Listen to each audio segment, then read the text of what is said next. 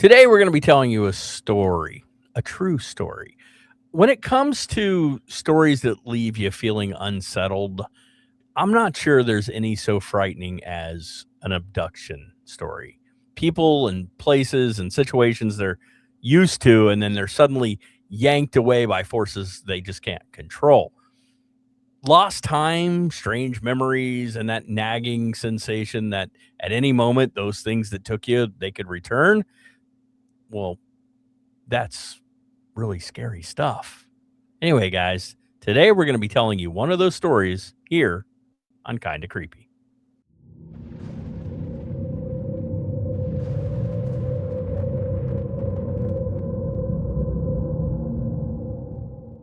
Hello, friends. Welcome to the show. I'm Jason Emmett. And I'm Twisted Kid Matt.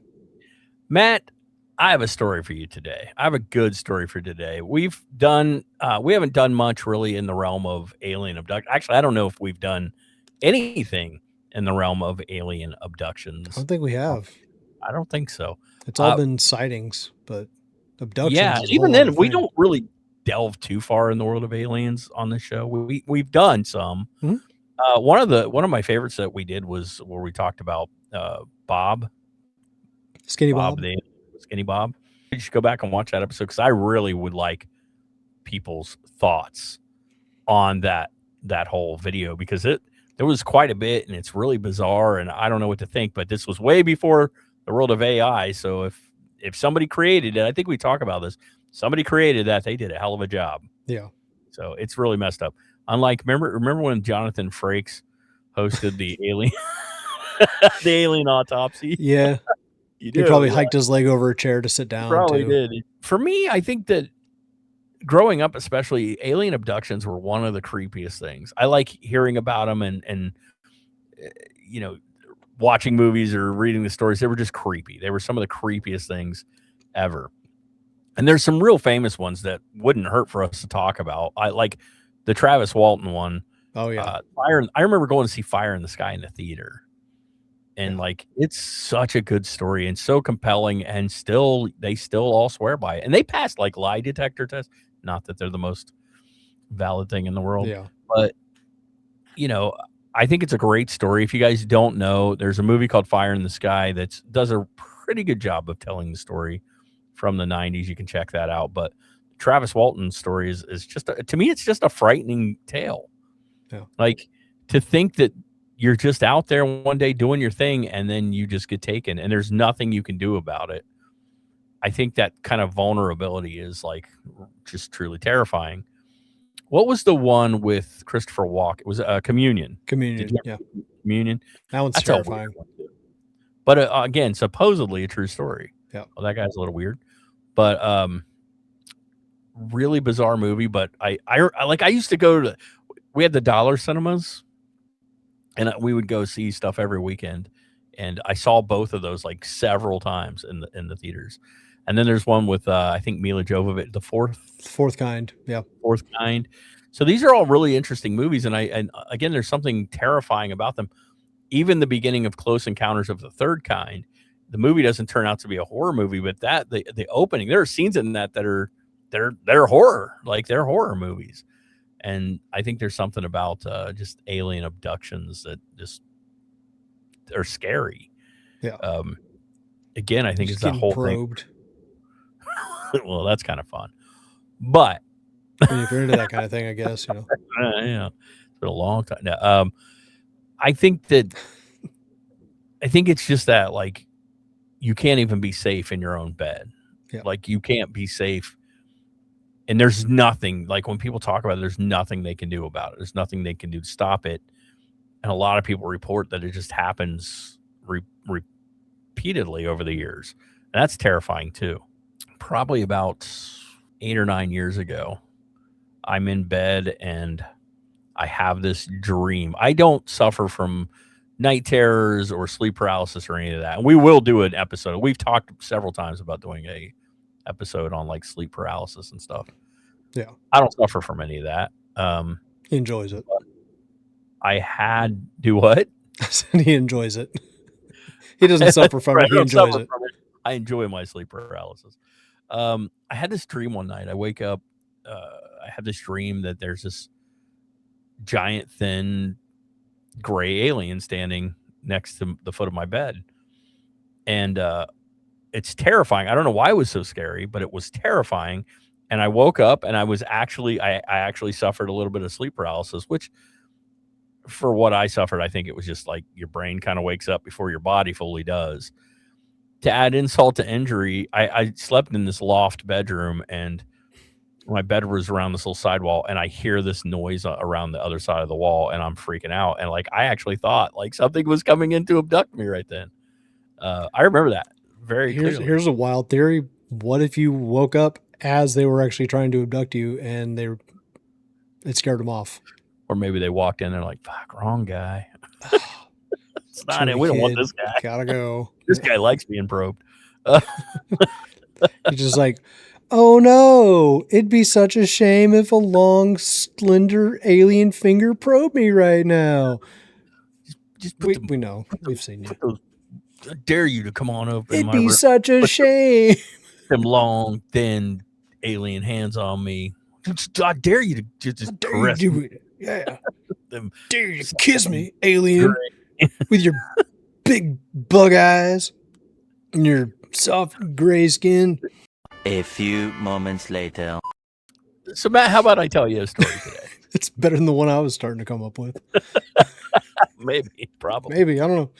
Some weird erotic alien fan fiction. How about we drop that? How about you sit back and I tell you this story about a man who was actually abducted, a man who was actually taken. All right. So to do this, we're going to have to take you all the way back to March 2nd, 2006.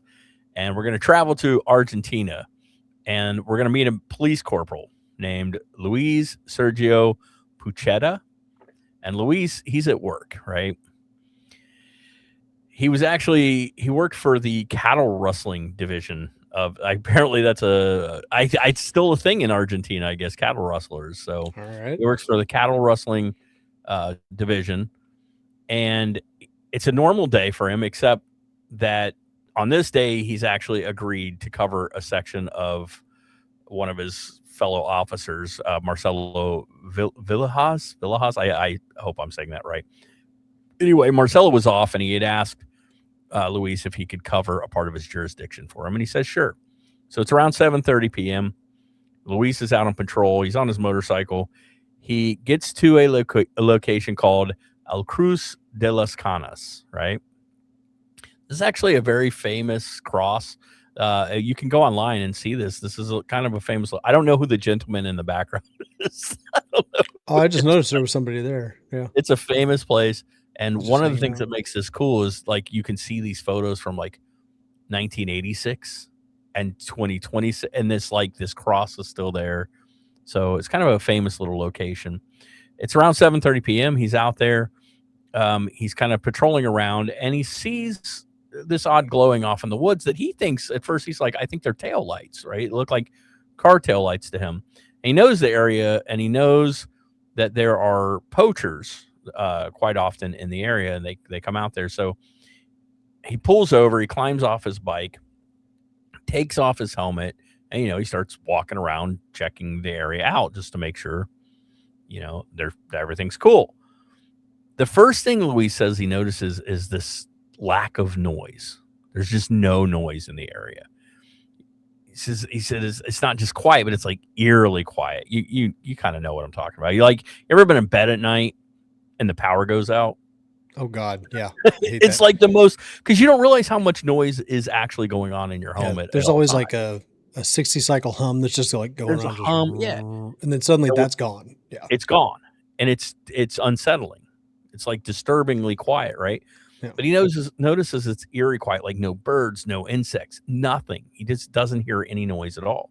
Now, personally, for me, that would have been an instant red flag. Like, hey, at the very least, there's some kind of wild animal out here. I need to keep an eye on. But I guess it's sort of his job. I guess he is a cop, so I guess maybe he's supposed to be like, something weird's going on, I'm supposed to check it out. So he does. He starts looking around for a few minutes, and at first he doesn't see anything. So he walks back over to his bike, And that's when it happens. That's when the two red lights reappear. Only this time the red lights are like right up in his face. So this is a quote. All right. This is a quote by Luis. He says, "The red light stood in front of me and sort of hypnotized me. I could only move my hands, nothing else. I couldn't move the rest of my body. It was as if the light was going all over my body." He described like a tingling sensation using like in his body. And again, like he can't move anything but his hands. He says he could move his hands, but they feel weird.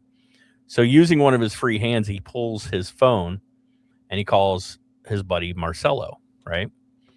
So this picture freaks me the fuck out. But so it's like he sees these red lights at first that he thinks are red lights, but clearly it's not red lights, it's red eyes, which we're going to kind of come to find out. So he uses his free hand. He calls his buddy Marcelo, who he's out there kind of taking part of the shift for. And according to Marcelo, the call that came through sounded really bizarre. Like he got the call. He said it sounded odd, really distorted. And all he heard was, "Come to Las Canas, you know what's happening." And then the phone went dead. Right. So it did not sit right at all with Marcelo. He's like, "I don't understand what I just got, but I know he's out there covering my area. This is a weird call." So he knew there was trouble, and he calls into emergency services and he alerts them. And Commissioner Inspector Roberto Osvaldo Ayala, he arrives on the scene and he's out there within 10 minutes, right? He gets out there fast. But when he gets there, no Luis. Luis is nowhere to be seen. But he does find his bike, and he finds his helmet, and they're both lying on the ground. And then he finds Luis's pistol, and he finds his radio and his cell phone. But the radio and pistol have both been dismantled, like pulled apart, not broken, not like thrown on the ground and busted, like literally dismantled and laying there. This is an actual photo of what he found when he gets there. The bike's laying on the ground. The helmet's laying on the ground. He finds there's his cell phone sitting there, and then he finds the radio and gun. You can see like the two pieces to the gun, like they've just taken the gun apart, taken the radio apart. You see the clip over there. It's very bizarre, right? But aside from that, there's no sign of a struggle. There's no like indication that a struggle took place. And the only tracks they find, and they do find footprints, are those of Luis. They believe these belong to Luis. So they think that, oh crap, Luis has been abducted by poachers. That's what they think happened. So Ayala, he calls for backup, and they end up getting a search party to come out to the area to help look for Luis. They start following the tracks, right? They start following these footprints, and this really weird thing kind of happens. The tracks, they start off really normal, but then they start becoming like all erratic, right? And the distance between them starts getting bigger and bigger, and it kind of starts to be almost impossible. They said at one point the gap between his tracks were over 20 feet apart. And Marcelo said it seemed like he was flying. There's like 20, here's tracks, 20 feet, another track. Like it just didn't make sense to them. So the area wasn't. He just got super tall really quick. Right. So he just his legs. Go Mr. Gadget Fantastic, right? Yeah, right. Inspector Gadget, Mr. Fantastic.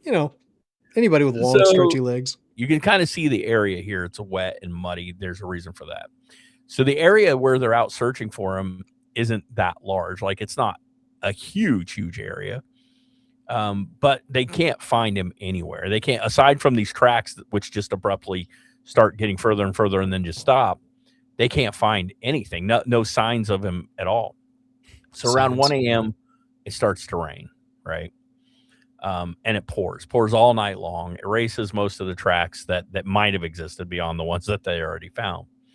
So the search party is starting to grow more and more worried about what might have possibly happened to Luis, but they can't find him. They can't find him. They can't find any sign of him. They don't know what's happening. So now it's the following afternoon, right? Somewhere around 4 p.m., 18 miles away from where Luis went missing, there's a farmer, and he's driving down the muddy road Like I said, it had poured last night, and that's very important to the story. He sees this man sitting like on the side of the road with his knees pulled up to his chest. And he tries to talk to him. He pulls up to the guy, tries to talk, but the guy will not talk to him, will not answer him, won't say anything to him. So the guy kind of freaks out and he calls for help. And when the authorities arrive, they find that it is Luis. They try talking to him. The cops get there and they try talking to him, but he will not respond to anybody. He won't like get out of this position. He won't say anything to anyone. So, and I wanted to point out, if you can see his clothes, remember it has poured rain all night long, and he's not wet. He's not soaking wet at all. He's dry. Yeah. They said there was a little bit of mud and dust on him, but no, like on his shoes, there was like mud on it, but he was dry. They couldn't quite figure that out at all. So is this a real photo of him? These are all real photos. Yeah, well, not all. This is a real photo. This was real. Yeah. The photo of the search party was real. The photo of the tracks, the you'll know which photos aren't real. They're very clearly stuff we pulled offline, and clearly not real. So Luis sits there. He just sits there. No, he will not speak to anybody until his commanding officer arrives. And the moment he sees his commanding officer, he bursts into tears and like hugs the man, like grabs him and hugs him and will not let him go. So eventually they get him, he settles down and he tells them that he's been sitting there. Remember, it's 4 p.m. He says he's been sitting there on the side of the road since around 8 a.m. that morning, waiting for anyone to come along. When they asked why he hadn't left, he said, my feet felt paralyzed. I was numb. And then he said, they told me that if I spent the day there until the evening, they would come back for me again, which would make me want to crawl away, but whatever. Yeah. So, like, we'll be back later on. Like, I'm going to go if I can. I'm going to go use and leave. my tongue to crawl away from here if I can't make my move. There's so like cactuses stuck to my mouth. Just no, get the hell out of there. So he's been missing for over 18 hours, but they examine him and he wasn't found to be dehydrated or lacking like sustenance, like he'd eaten and everything. At least it seemed that way. No weird slime dripping off of him. Actually, he wasn't hurt. He wasn't hurt at all, except for what emotionally looked like blisters from burns on the bottom of his feet. So he also acted sensitive to light at first, but his overall appearance seemed fine. No rips or whatever on his clothes, no cuts, no bruises, just the burns on the bottom of his feet and a mild sensitivity to light when they first found him. So like I said, they get him to calm down, and Luis tells them the story of what he claims happened to him, and it is very creepy and very weird. So now we have the side from the officers, right? What they found. So now I'm going to tell you the story from Luis's point of view. He said as he returned to his bike, he was approached by two small translucent beings with large heads and bright red eyes. He said they communicated with him telepathically. He said, I felt like I was inside my mother's belly. Then I started remembering things from my childhood. He said he then tried to get away, but they came after him. He was quoted as repeatedly saying, they followed me all night. Terrible. He said he... terrible image. This is a terrible image. Yeah, I mean, I didn't make it. We didn't make this, for the record. No, just if you look stuff up, stuff comes up. It gets the point across, I guess. You got me all sidetracked. Sorry. He said they followed me all night. He repeatedly said it felt like they followed me all night. He said at one point he felt like he was flying, as if they kept lifting him off the ground and then lowering him back onto the ground, like lifted up, which again, remember the tracks, lifting, dropping, which is like consistent, right? If you remember those tracks, like they said they were normal at first, like normal walking or running, and then they got a wider and wider, and then it was like 20 feet, and then like almost like he was gone. That scene in Flubber. A few moments later. All right, there was a small technical glitch because the aliens did not like that we were sharing their story, but damn it, we're going to proceed. We're going to keep telling this story. We're going to let you know what happened to Luis. Probing be damned. And Matt's going to let you know what happened in Flubber in case you've never seen. I think that's where we cut out. Matt said like that scene in Flubber. In Flubber, yeah, we'll put. That's where we cut the whole episode. We don't tell them anything. So yeah, it's very consistent. Again, the tracks are erratic or whatever, and then they start spacing, and So at this point, he says he felt, and I'm sorry for this picture, an intense heat beneath his feet. That's what. It's the best I could find. All right, it gets the point across. Heat, feet, we're good. But he says he can feel this intense heat beneath his feet, and then he says 4 times in a row. He could see. That was difficult enough. And he says he can see the countryside below him, and he felt like he was flying. He also said that he saw a large being eating corn cobs in the field, and that the beings gave him warning signs that another officer may be targeted in the future, which is just messed up, right? Yeah. So it's like, I see this giant being eating corn cobs. Like, if you're making this up, this is the weirdest shit the weirdest detail, yeah. Like really bizarre. Giant being, it's just Billy Bob in a cornfield, just like, man, they're coming back. They're going to get somebody else. They ate some corn. Throw it over your shoulder. I like corn and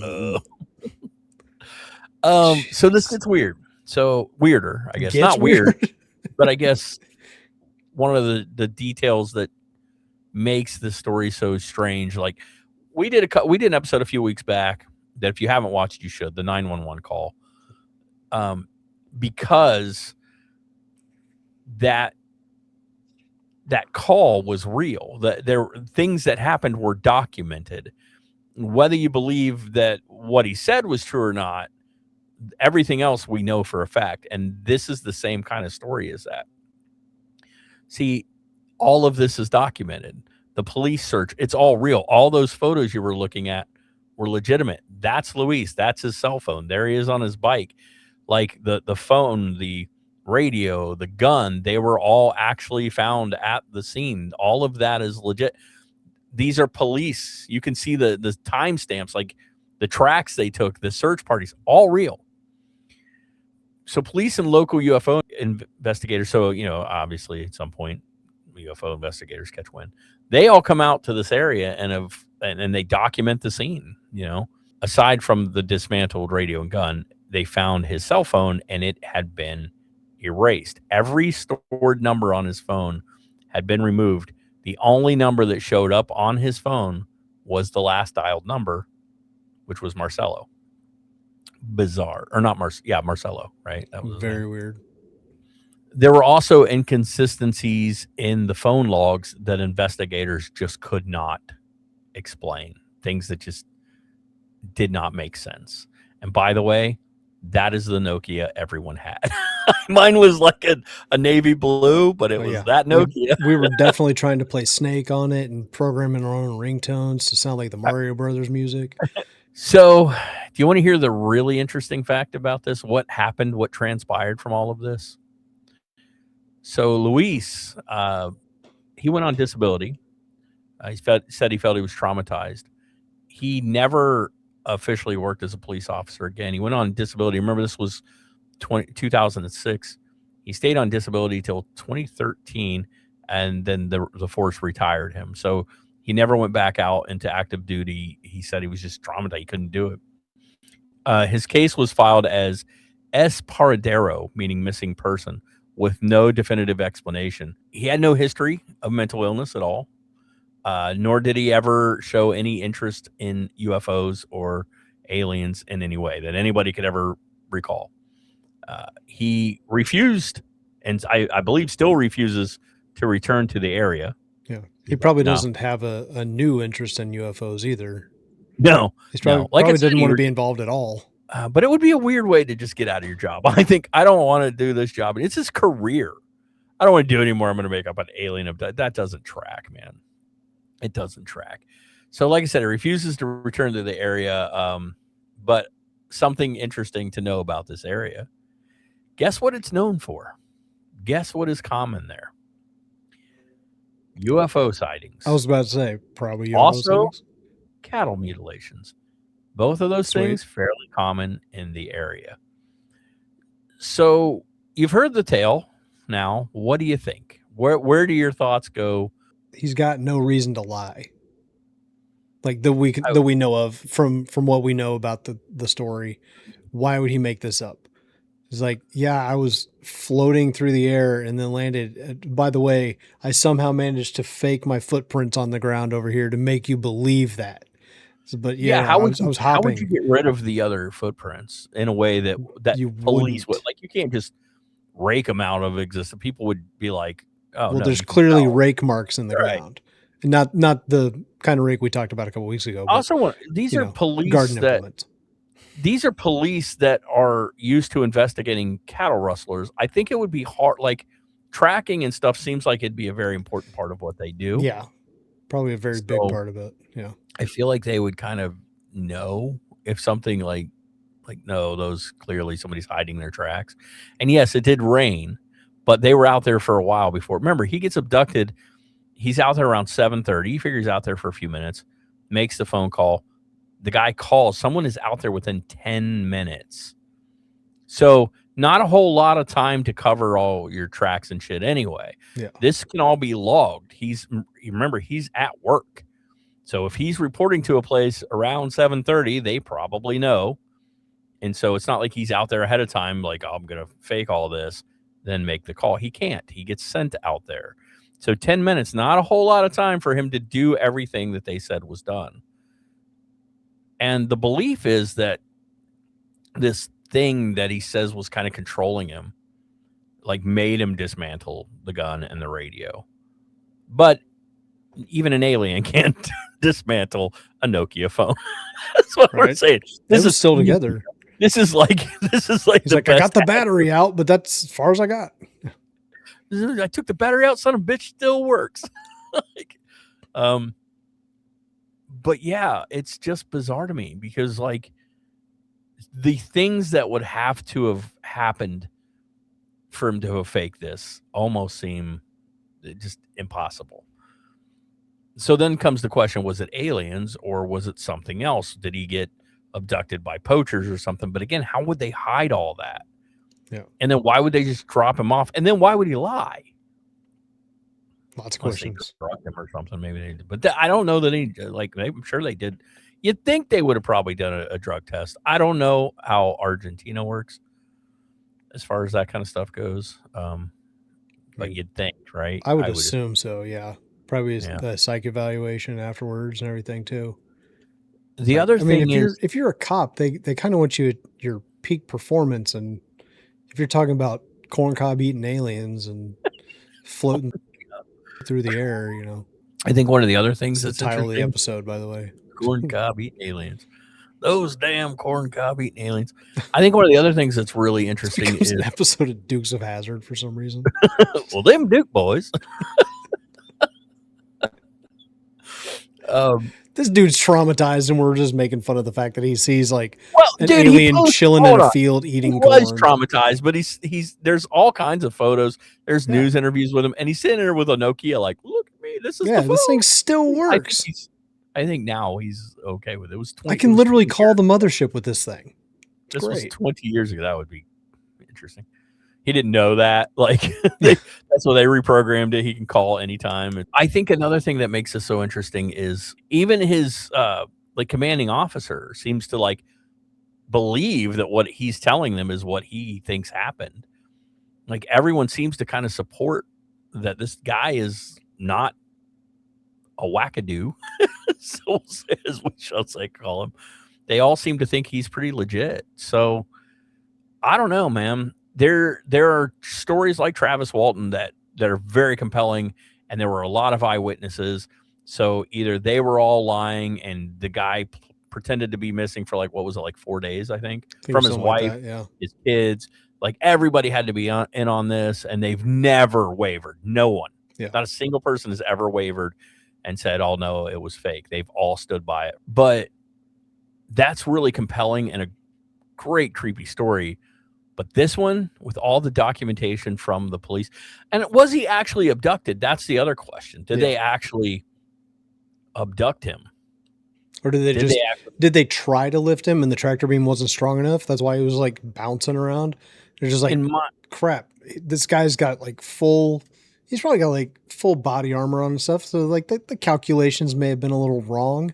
So the tractor beam just wasn't strong enough. They're just like, screw it, let's just go get some corn.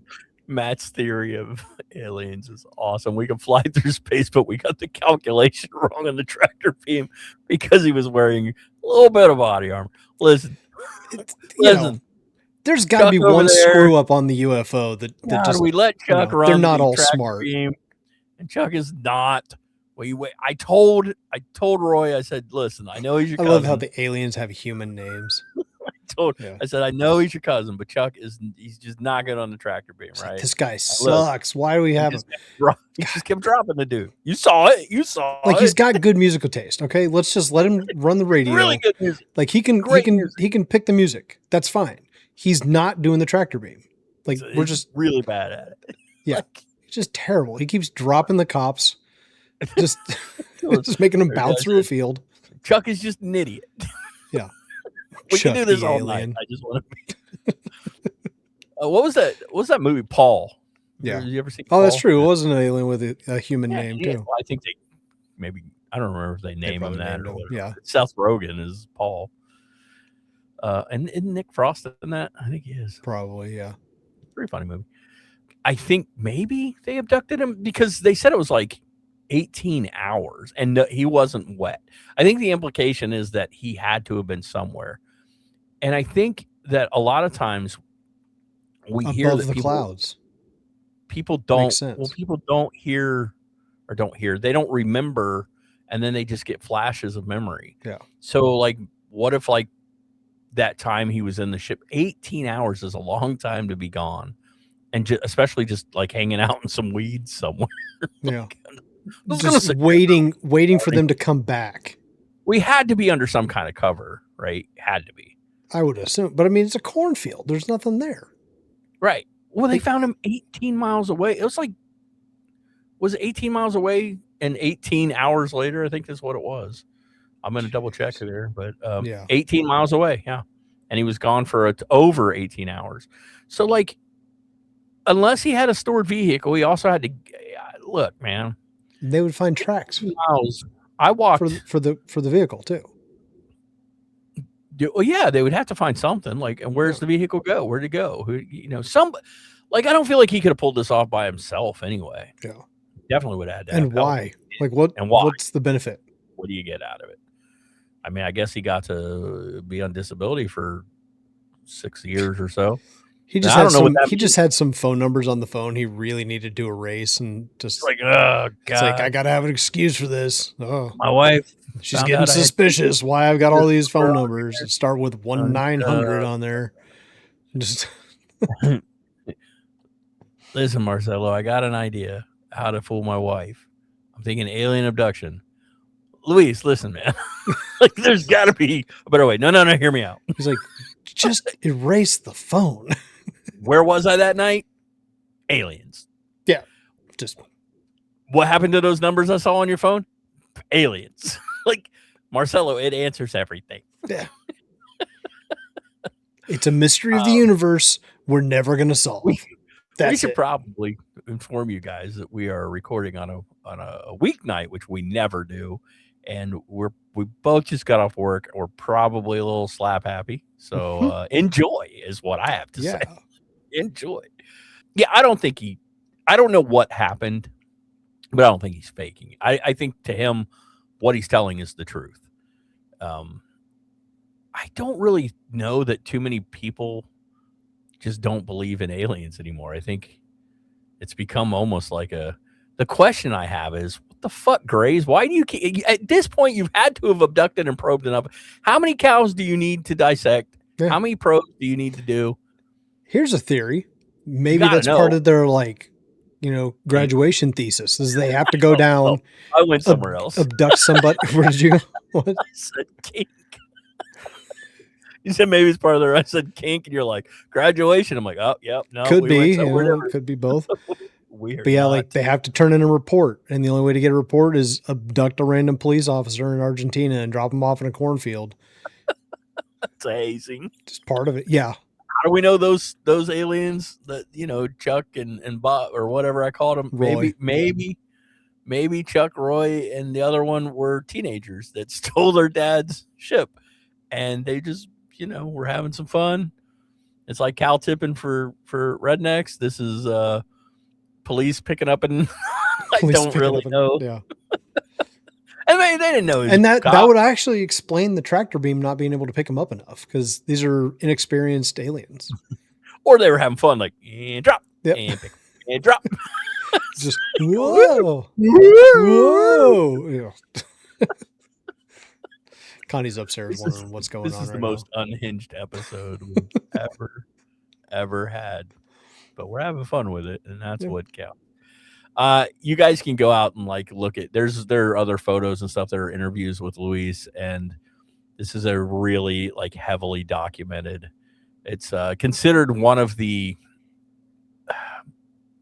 truest, or what's the word I'm looking for? Most verifiable abduction cases of all time, because of how much police involvement there was and all the things that they the photos, because usually we don't get any of that. Somebody's abducted, they're abducted from their sleep, they don't have photos, they don't have police reports, and this time they did. And I just think it's this was just the entire story was just him trying to get his athlete's foot covered under workman's comp.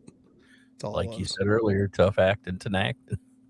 What's weird about that, though, again, there were blisters on the bottom of his feet due to burns. That's what the medical professional said. So again, weird. And he wasn't barefoot. That's what's even weirder. Yeah. And why would he have taken his shoes off at any point and then put them back on? So again, bizarre. Sure. But how did it not melt his feet? Or melt the shoes if it burned it? It's so weird. Yeah. So you aliens don't make sense to us, man. Yeah. We don't. What kind of weird ass technology you got? Aztec technology. Weird Aztec. That's. I mean, we're going into a whole other thing. That's where the pyramids came from. Yeah, go check it out. Find out more about it. Hey, we're gonna take a really, really quick break. Come back and do some closing arguments. But here is how, if you're interested, you can follow us on other places and here. So we'll be right back. Hey creeps, do us a huge favor. Make sure to like this video by clicking the thumbs up. Leave a comment below and let us know what you think. Share this video with your friends. And most importantly, don't forget to subscribe for more creepy content. And while you're down there, ring the bell to get notified when new episodes come out. If you'd like to get a hold of us, you can email us at KindaCreepyShow@gmail.com. And follow us on all the socials to keep up with what we have going on. And as always, keep it creepy. Welcome back. We're talking about UFOs. So we're not, because I got some bum news. We talked a few episodes back about it, but we did lose Reggie Bannister. That's kind of a real bummer. I know he'd been sick. And it sucks because we talk about the Phantasm movies on here a lot. I know horror fans out there, big fans of Reggie. So big loss. And then so to kind of put a timestamp on when this episode is, I freaking wake up and I'm like, oh my God, Hayden Panettiere died. And that's 36 years old, man. Yeah. That's a big bummer too. And she was just in a couple of the Scream movies, and wow, 36. Her brother died a few years back, I think, of a weird heart thing. And as of right now, we don't know what happened to her. There are some theories, but we don't know. I know her brother had a weird heart condition and he died really young too. So again, big bummer, big loss, hate to see that stuff happen, especially somebody so young. Yeah. That's really sucky. So don't mean to bring you guys down, but we did wanted to bring it up that Reggie Bannister had passed away. So big bummer. Yep. And also, while we're on the subject of updates, JAZZA, I actually had to update it in the edit of the last episode. As of the time that I was editing, he had actually shut off the GoFundMe because it was more just than they he thought. got way more than they thought. And if I know him the way I know him, they're going to use that for something good. Yep. He actually wrote a song, which, hey, JAZZA, just blowing our mind with how many other talents you have that we didn't know about. He wrote a song, played all the instruments, sings the song, got fans of the show to sing parts of the song. There's clips of it in there, and he shut down the GoFundMe, put up the song, all the donations and everything from all the streams and everything of that song is all being donated to charity as well. That's awesome. All that's in the edit of the video. So we talked about one thing that JAZZA has nothing to do with paranormal or horror. Matt and I, he's a horror fan, but that's about tons of interests, right? Outside of this, a lot. As you guys know, we talk about it a lot. I do. My show is all about vintage toys, and so we have huge.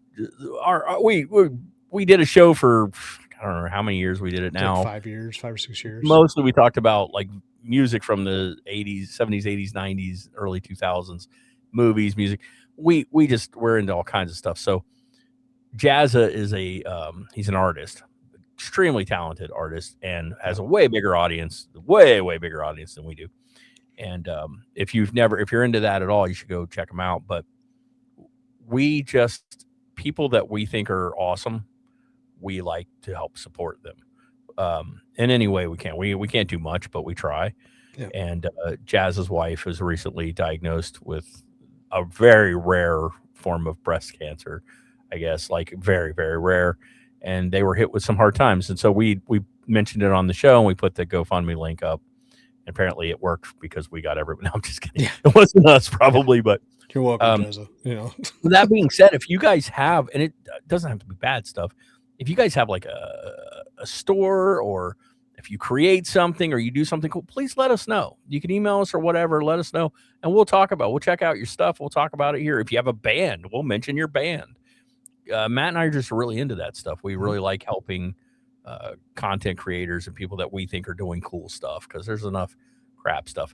I'm pretty sure the images, 2 of the images we put on tonight were probably AI. We did not make those. We don't really I don't know. They looked AI to me, but when I was Googling images, that's what came up. Yeah. It's definitely not taken with an actual camera. A few moments later. Sarah Connor warned us about this, guys. I know, and yet here we are. And here we are now. Look, the chances that we Which get a good one of you is going to be the skeleton holding on to the fence? Yeah, right. Judgment Day. I'm just saying, the chances that we get a good Arnold, no, we're probably going to get the bad one. And then the scary ass Robert Patrick. Nah, I don't want that. Dude, he really did run so fast he caught that car. That really happened. Yeah, that was real. Did you know that? Did you know that was real? That he actually caught the car? Had to make him slow down with that running scene where he run. When he first. If you're messing with me right now, like no, I'm telling you the truth. He says it, and Cameron says it. They're both like, we had to tell him to slow down. He actually caught up with the car, and then it cuts to him. He's like, no, yeah, that was actually all me running. I was running, and I caught the car. Well, when you run like this, everybody knows you go way faster. Anyway, that's our AI rant. One of the things that's irritating Matt and I is the sheer amount of BS Bigfoot video. We talk about it on here. We won't go into it, but there's so much now that it is hurting. It's hurting the Bigfoot field, and that sucks. So then the last episode, we did a Bigfoot episode where we went back and found some like vintage, definitely pre-AI, definitely. And I don't think any of it's AI, but there is one video we're kind of like, we don't know if it's like, we think it might be a costume. Yeah. But I think we found the oldest known Bigfoot footage. 1962. Crazy, before Patterson-Gimlin. Yeah. And so if you haven't watched that episode, definitely should if you're Watch into it. Bigfoot. It's kind of awesome. Hopefully you guys enjoyed this one. We've been doing kind of these occasional kind of different offshoots, like Matt did the one about the rake, the 911 call. And then this one was kind of in the same vein where it's just one story, but it's an important story, I think. Also, if you have not, and I'm gonna give this one a look. If you have not watched the EVP episode, dude, that was creepy. I was telling somebody about that one the other day, and they actually subscribed while I was telling them about it, which was awesome. Seeing somebody in real time subscribe and getting the notification on my phone. Was telling them about it. I'm like, it's not often that I'm editing something and get creeped out by it. I have no idea what you said. I just picture Matt going, I didn't say anything. I could just picture you going, subscribe. Are you going to do it? Let me see you do it. I want to watch it. Right now. Click it right there. Yeah. I'm watching. In fact, do it on your work computer. And if you're watching right now, this is actually how the conversation went. So it's just like, that's weird. Oh, you could subscribe on the work computer too. That's fine. I'm not do it on your phone, but weird. You're logged in. You did it, but I'm still the same numbers right here. Yeah. I've refreshed like 4 times. Like, what are you doing? Go ahead and comment. I'll do it a 5th, but I'm not. You know, I must just be really bad Wi-Fi right here. Just. Yeah. Shout out to the bookstore. Finally, the number goes up. He's like, cool. Hey, Randy, come here. Have you subscribed to my show? Son of a bitch. Matt's just at work. Accosting people. Yeah. Oh, no, this was in public. I love it. No, yeah. But you should definitely watch the EVP episode. I think it's one of the creepier ones. That one, yeah. It was weird. It was creepy for me to put it together and creepy for Matt to edit it because we were sitting there listening to I have the body of a pig. You're like, nope. Don't like that at all. So if you haven't watched, but I'm like having it pointed out. I love that when I said in the episode, like I have like the body of a panda, and you put Kung Fu Panda on this creature. Oh God, don't know what we're talking about. Go back and watch it. Is there anything you guys would like to see? What is there? More ghost videos, more Bigfoot videos, any kind of cryptid you're into? All right, guys. Hope you enjoyed this episode because we sure did. I don't know how serious anybody's going to take it, but we had fun. So sometimes that's all that counts. Don't know what we'll be talking about next, but we will be talking about something. We always have stuff kind of in our sights. Yeah. So come back and we'll try to creep you out once again or disturb you the way we do. We appreciate all of you, as is always the case. If you have not hit subscribe, only takes a second, doesn't cost you a thing. Like love. Love don't cost a thing. Subscribe and don't cost a thing. Follow us on all them places we told you earlier. And until next time when we come back to chat with you here, remember, keep it creepy. Keep it creepy. This is kind of creepy. Goosebumps rising on my spine.